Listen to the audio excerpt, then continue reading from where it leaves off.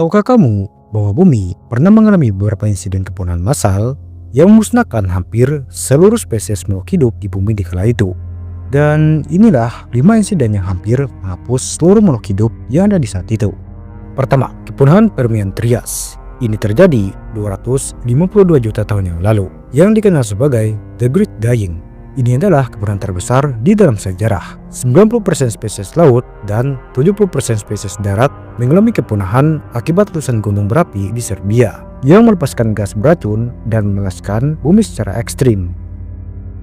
Kedua, kepunahan Kapur Tersier. Peristiwa ini terjadi 66 juta tahun yang lalu.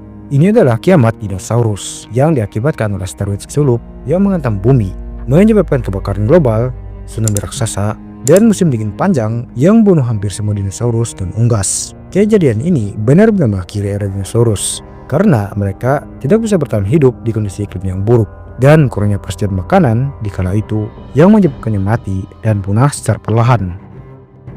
Ketiga, kepunahan Devon akhir yang terjadi 360 juta tahun yang lalu, yang mana lautan kehilangan oksigen yang hampir membuat 75% makhluk laut mengalami kepunahan. Peristiwa ini diduga terjadi akibat letusan gunung besar yang terjadi di daratan Cina yang mengubah iklim secara drastis.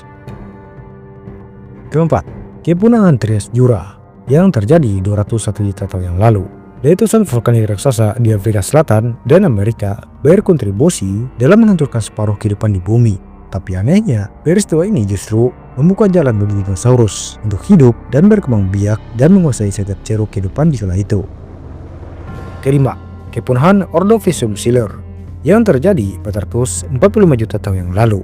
Ini adalah peristiwa pendinginan global yang sangat ekstrim hingga menciptakan zona es yang membekukan lautan dan membunuh serta memusnahkan 80% spesies yang hidup di laut.